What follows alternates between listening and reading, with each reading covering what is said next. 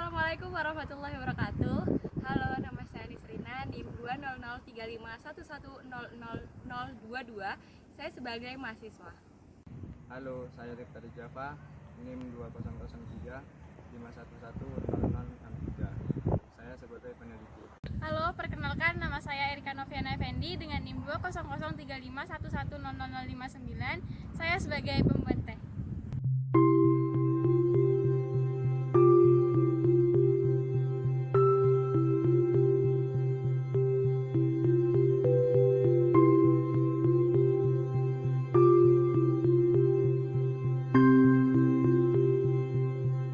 Framelins Audio Visual.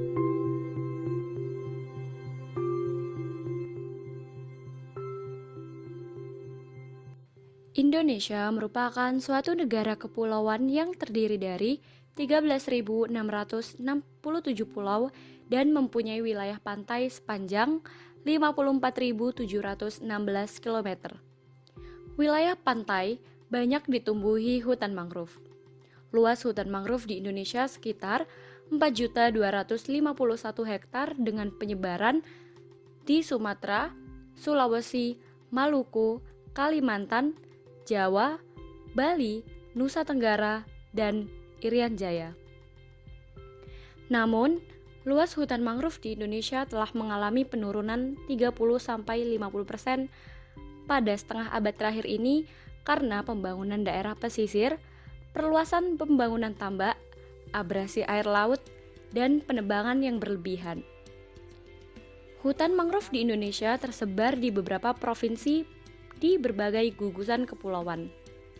Luasan hutan mangrove di Indonesia lebih kurang 3,7 juta hektar yang merupakan hutan mangrove terluas yang ada di Asia dan bahkan di dunia.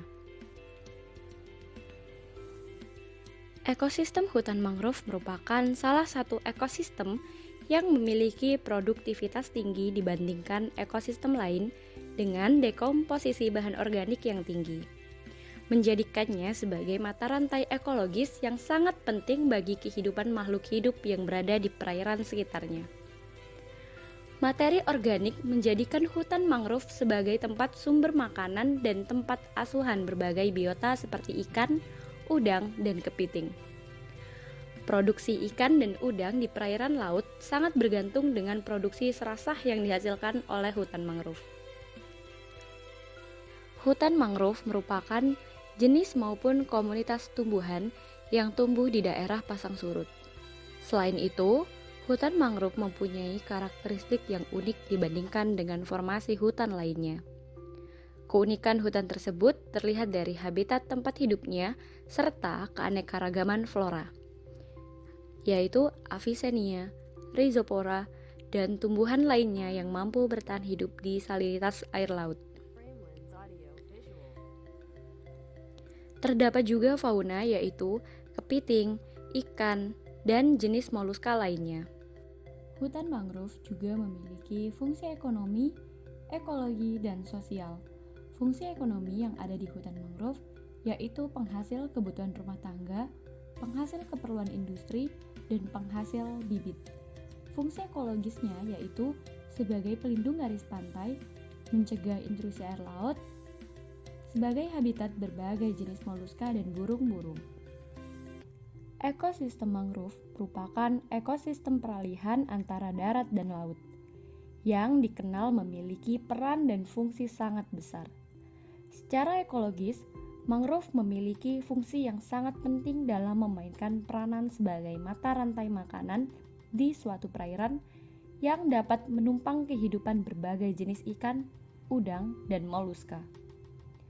Perlu diketahui bahwa hutan mangrove tidak hanya melengkapi pangan bagi biota akuatik saja, akan tetapi juga dapat menciptakan suasana iklim yang kondusif bagi kehidupan biota akuatik serta memiliki kontribusi terhadap keseimbangan siklus biologi di suatu perairan.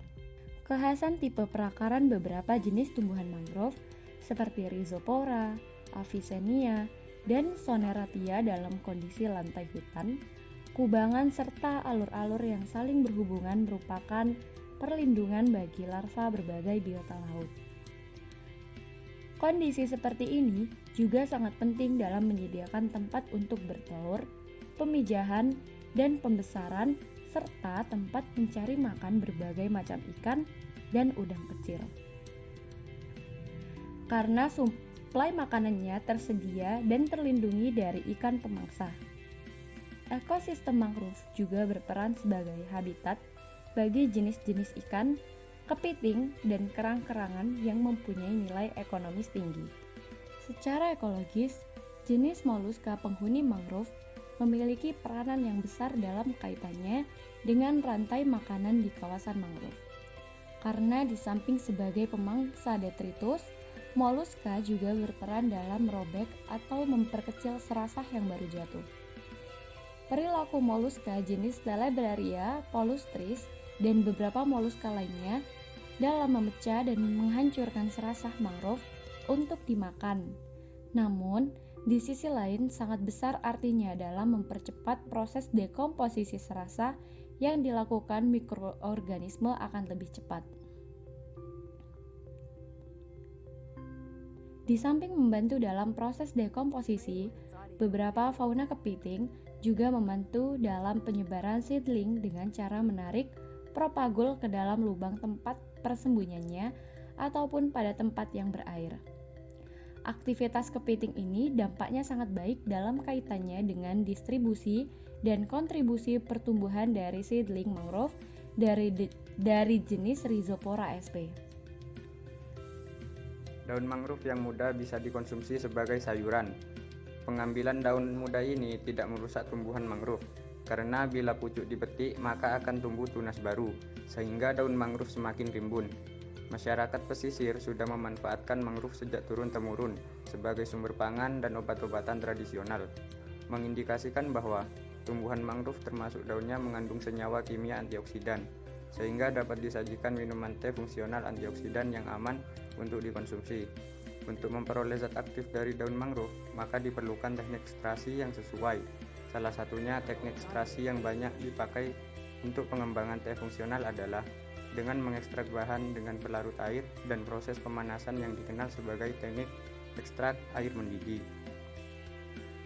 Penelitian awal tentang antioksidan dalam ekstrak air mendidih dengan lama mengekstraksi 10, 20, dan 30 menit. Hal ini mengindikasikan bahwa daun mangrove termasuk mengandung senyawa antioksidan, sehingga dapat dijadikan minuman teh fungsional antioksidan yang aman untuk dikonsumsi.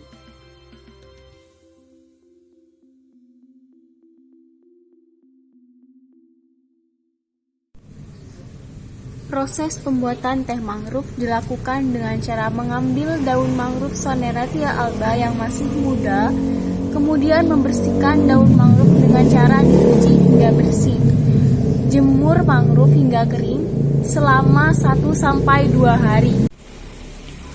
Teknik penjemuran dalam pembuatan teh mangrove dapat dilakukan dengan 3 cara, yaitu dengan cara penjemuran, oven, dan sangrai. Saat ini kita melakukan dengan cara penjemuran. Setelah kering, mangrove dididihkan dengan air. Didihkan selama 15-30 menit. Teh berbahan baku Soneratia alba ini telah melewati proses pengeringan dan ekstrak air mendidih, sehingga bahan minuman dengan beberapa kandungan senyawa bioaktif dalam teh Soneratia alba sebagai teh fungsional. Mangrove Soneratia alba mengandung fitokimia fenolik, flavonoid, steroid, triterpenoid, saponin, tanin, dan alkaloid. Komponen inilah yang menyebabkan daun mangrove Soneratia alba ini memiliki aktivitas antioksidan yang tergolong sangat kuat.